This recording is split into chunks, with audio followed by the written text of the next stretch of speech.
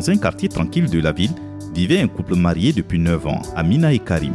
Leur vie semblait enviable aux yeux de tous, mais un secret sombre pesait sur leur relation. Depuis des années, Amina et Karim désiraient ardemment avoir des enfants, mais aucun signe de grossesse ne venait éclairer leur foyer. Cette situation mettait une pression immense sur Amina, surtout de la part de la belle famille qui ne cessait de la critiquer et de l'accuser de stérilité.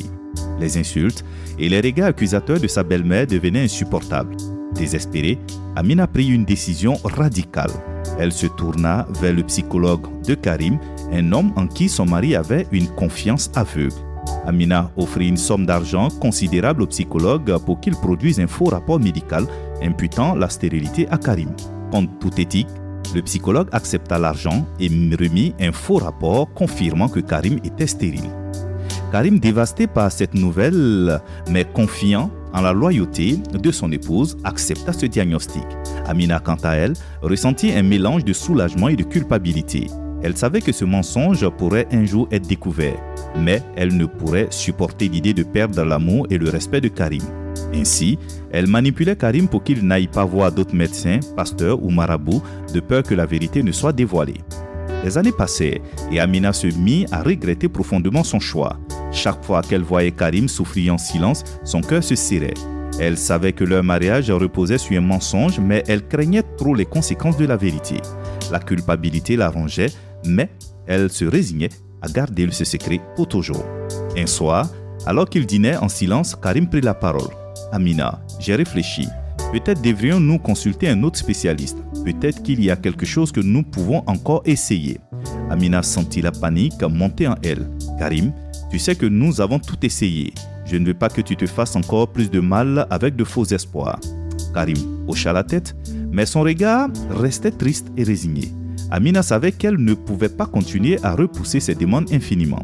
Sa belle-mère, quant à elle, n'avait jamais accepté le diagnostic et ne cessait de s'aimer le doute dans l'esprit de Karim.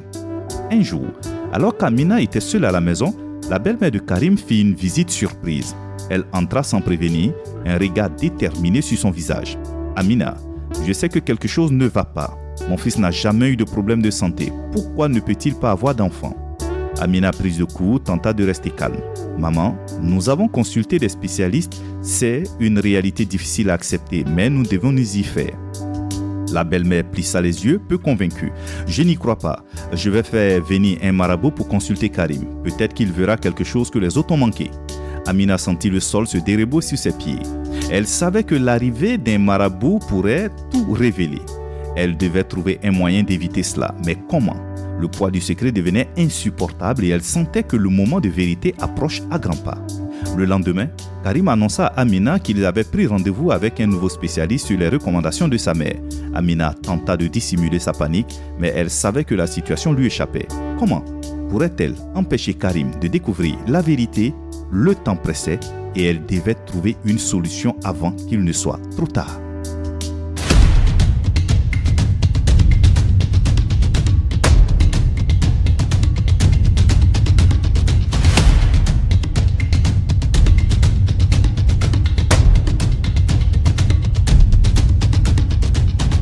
Amina passa le jour suivant dans une angoisse constante. L'idée que Karim puisse découvrir la vérité la terrifiait.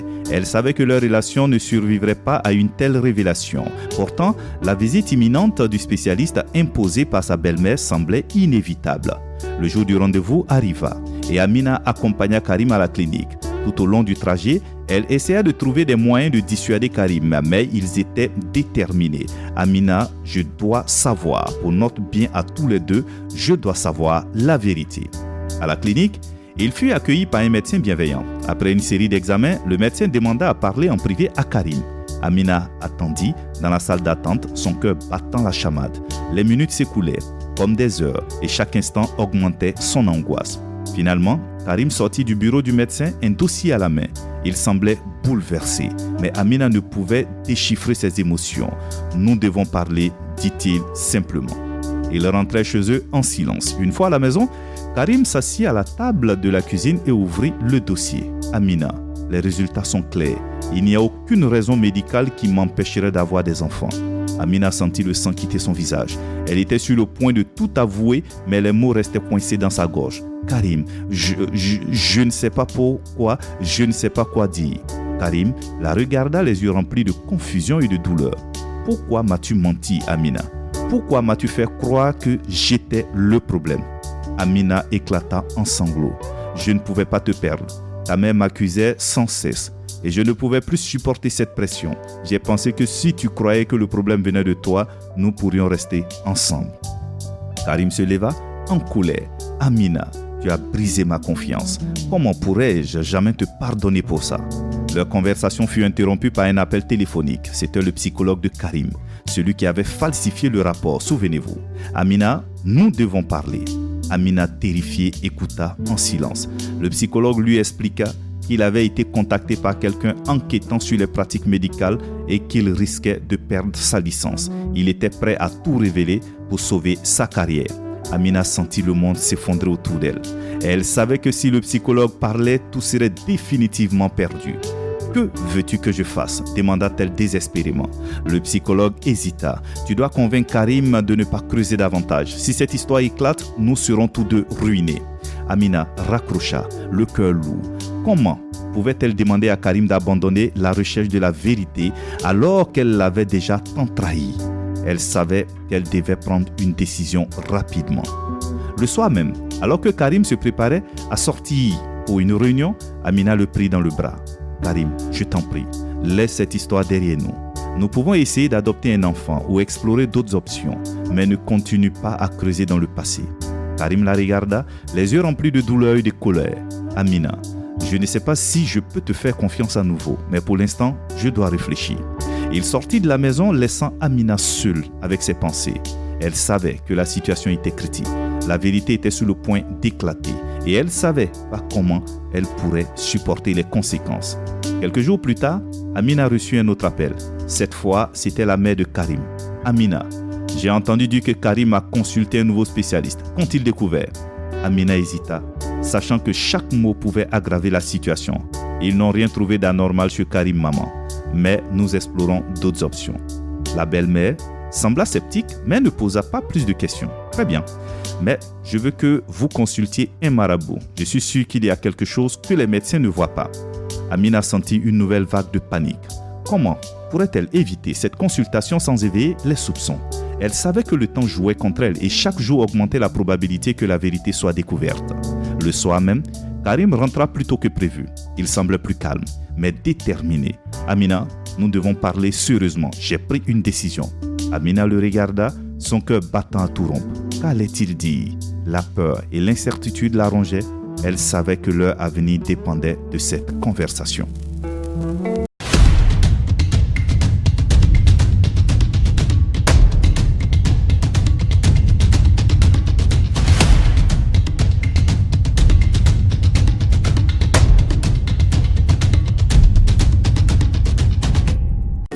Karim s'assit en face d'Amina, son regard grave. « Amina, j'ai beaucoup réfléchi ces derniers jours. Je t'aime, mais la confiance entre nous est brisée.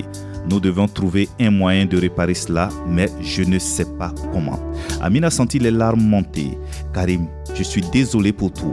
Je voulais juste que nous soyons heureux ensemble. Je ne voulais pas te blesser. » Karim hocha la tête. « Je sais, Amina. Mais nous devons être honnêtes l'un envers l'autre. Si nous voulons reconstruire notre mariage, il faut que nous commencions par la vérité. » Amina prit une profonde inspiration. « Karim, il y a une chose que tu dois savoir. Le psychologue, il a falsifié le rapport sur ma demande. J'ai payé pour qu'il te fasse croire que tu étais stérile. Je sais que c'était mal, mais je ne voyais pas d'autre solution. » Karim resta silencieux un moment, digérant cette révélation. « Amina, je suis blessé et en colère, mais je veux aussi comprendre pourquoi tu as fait cela. Était-ce seulement à cause de ma mère ?» Amina secoua la tête. « Non, Karim, c'était plus que ça. J'avais peur de te perdre. J'avais peur que tu écoutes ta mère et que tu me quittes. Je pensais que si tu croyais que le problème venait de toi, tu resterais avec moi. » Karim soupira profondément. « Amina, nous avons tous les deux fait des erreurs. Mais nous devons décider si nous voulons vraiment sauver notre mariage. Je suis prête à essayer, mais cela prendra du temps et beaucoup de travail. » Amina, bien que remplie de remords, sentit une lueur d'espoir. « Je suis prête à tout faire pour réparer ce que j'ai fait, Karim. Dis-moi ce que je dois faire. » Karim réfléchit un moment. « D'abord, Nous devons consulter un conseiller matrimonial. Nous devons comprendre comment reconstruire la confiance et communiquer de manière honnête. Ensuite, nous devrons affronter ma mère ensemble et lui dire toute la vérité. Amina hocha la tête, consciente de la difficulté de cette tâche. Je suis prête, Karim. Allons de l'avant ensemble. Les jours suivants furent remplis de séances de thérapie intenses. Le conseiller matrimonial les aida à naviguer dans leurs émotions et à commencer le processus de guérison. Bien que le chemin soit difficile, ils commençaient à voir des progrès. Karim et Amina apprirent à s'exprimer ouvertement et à traiter leurs peurs et leurs insécurités. Cependant, la mère de Karim restait une épine dans leur relation. Elle continuait de faire pression pour qu'il consulte un marabout. Karim et Amina savaient qu'ils devaient lui dire la vérité, mais bien sûr, ils craignaient sa réaction. Un soir, alors qu'ils étaient réunis chez les parents de Karim pour un dîner de famille, Amina sentit le moment propice pour parler. Elle prit la main de Karim, cherchant son soutien. « Maman, il y a quelque chose que nous devons vous dire. » La belle-mère les regarda méfiante. « Quoi donc, Amina ?» Amina prit une profonde inspiration. Pendant des années, nous avons cru que Karim était stérile, mais ce n'était pas vrai. Le rapport médical était faux. J'ai payé le psychologue pour qu'il produise un faux rapport. J'ai fait cela par peur et désespoir. Un silence lourd tomba sur la pièce. La belle-mère de Karim laissa échapper un cri de colère. « Comment tu peux faire cela? Tu as trompé mon fils et toute notre famille. » Karim, bien que bouleversé, prit la parole. « Maman, nous devons comprendre que nous avons tous souffert de cette situation. Amina agit par peur, mais elle est prête à faire face aux conséquences. Nous devons travailler ensemble pour aller de l'avant. » La mère de Karim, bien que furieuse, sembla réfléchir à ces paroles. « Je ne sais pas si je pourrai jamais pardonner ce mensonge, mais pour le bien de notre famille, je suis prête à essayer. » Le chemin vers la réconciliation était long, mais Karim et Amina étaient déterminés à le parcourir ensemble. Ils savaient que l'honnêteté et la communication seraient essentielles pour reconstruire leur relation et regagner la confiance perdue. Les semaines suivantes furent marquées par des discussions ouvertes et sincères.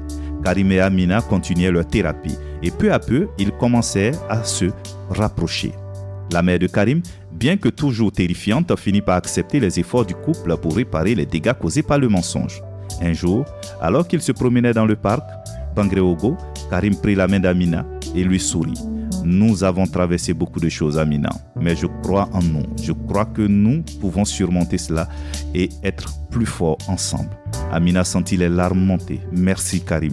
Merci de me donner une seconde chance. Je t'aime plus que tout. » Alors qu'ils continuaient leur marche, une pensée traversa l'esprit d'Amina.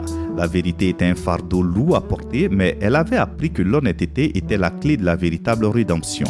Elle était prête à affronter l'avenir avec Karim, convaincue que leur amour pourrait surmonter n'importe quel obstacle. Mais alors qu'ils rentraient chez eux, Karim reçut un appel téléphonique. C'était le psychologue visiblement paniqué. « Karim, je dois te parler. Il y a quelque chose que tu dois savoir. » Le cœur d'Amina se serra. Qu'est-ce que cela pourrait bien être? Quel nouveau secret allait être révélé, menaçant à nouveau leur fragile réconciliation?